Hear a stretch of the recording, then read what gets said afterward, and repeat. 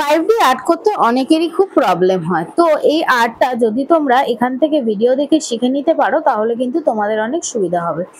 এখানে দেখো আমি 5D ডুয়েল কালার দিয়ে করছি, মানে ডুয়েল টোন দিয়ে। প্রথমত বলি, একটা ভালো 5D আর্ট ফ্লাওয়ার করতে গেলে ভালো ব্রাশের প্রয়োজন। এখানে আমি ইজি ফ্লোর ব্রাশ ইউজ করছি। তবে আরেকটা কথা, ব্রাশগুলো যদি বেশি দিন ইউজ করতে করতে অনেক সময় কিন্তু ব্রাশগুলোর কোয়ালিটি নষ্ট হয়ে যায় ভালো ব্রাশেরও, তো সেইগুলো কিন্তু তখন আর ইউজ করা যায় না, চেঞ্জ করতে হয়। মানে একটা ব্রাশ দিয়ে তুমি অনেক দিন কাজ করছো সেটা করলে হবে না। এবারে হচ্ছে দ্বিতীয় কথা, প্রথমে আমাদের ম্যাট টপ কোট দিয়ে যে কোনো পলিশকে ম্যাট করে নিতে হবে, তার ওপরেই কিন্তু আমরা ফ্লাওয়ারটা বিল্ড করতে পারবো। প্রথমে দেখলে আমি একটা জাস্ট পাতার মতন করে জাস্ট পেঁচিয়ে নিলাম, জিনিসটা সিঙ্গাড়ার মতন পেঁচিয়ে নিয়ে তারপরে দেখো এখানে কিন্তু একটা বেস বসিয়েছি, তার উপরে বসালাম। তারপরে এবারে দেখো আমি এক এক করে পাতাগুলোর মতন মোটিভ করে তুলে নিচ্ছি। এই পাশে দেখো রাখা আছে আমার 5D একটা ডেমো, তো সেটাই আমি স্টুডেন্টদেরকে দেখাচ্ছিলাম। এক এক করে দেখো আমি কিন্তু এখানে কালারটা নিয়ে করছি।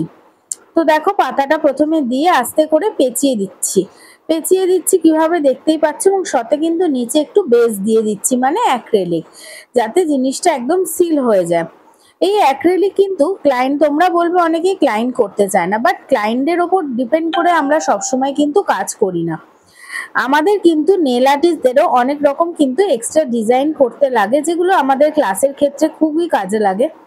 এবং কিছু কিছু ক্ষেত্রে ছোট ছোট 3D ফ্লাওয়ার বা 5D ফ্লাওয়ার কিন্তু ক্লায়েন্টের হাতে আমরা করতেই পারি অনায়াসে, যারা অবশ্যই ক্যারি করতে পারে।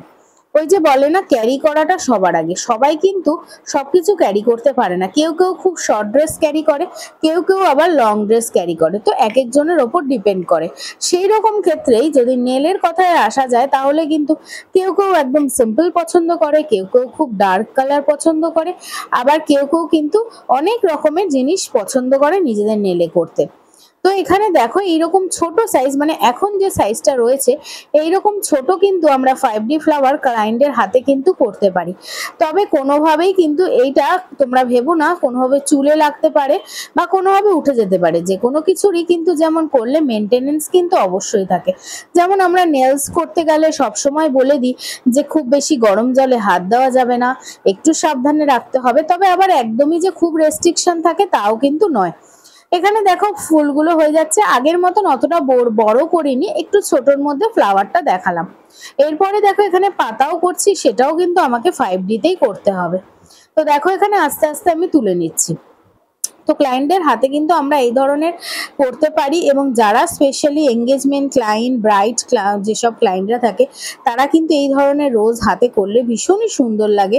কারণ হচ্ছে আমাদের এখন ফটোগ্রাফিটাই মেন, আর স্মৃতিতে আমাদের অনেক কিছুই থাকে। তো সেক্ষেত্রে যদি এইরকম ধরনের কিছু করা যায় তাহলে হাতে কিন্তু ভীষণ সুন্দর লাগে এবং ফটোগ্রাফিটাও খুবই সুন্দর হয়। তো দেখো এই যে আমাদের 5Dর কিন্তু পাতাটাও একদম সুন্দর মতন হয়ে গেল। এবার এক্ষেত্রে এরপরে তোমরা স্টোন অ্যাপ্লাই করতেও পারো, আর স্টোন এরপরে অ্যাপ্লিকেশন না করলেও চলে। এবার আমি যেহেতু এখানে ডেমো করছি সেই জন্য আমি কিন্তু এখানে স্টোন, তারপরে স্টার ফিশ এগুলো অ্যাড করেছি। তো দেখো কতটা সুন্দর লাগছে। এই ধরনের আর্টগুলো তোমরা যদি শিখতে চাও তোমরা আমার কাছে যোগাযোগ করতে পারো। আমার নেক্সট ব্যাচ 23 এপ্রিল থেকে শুরু হচ্ছে, অ্যাডমিশন চালু হয়ে গেছে, লোকেশন বিরাটি। বাকি ডিটেলসের জন্য অবশ্যই হোয়াটসঅ্যাপ করো।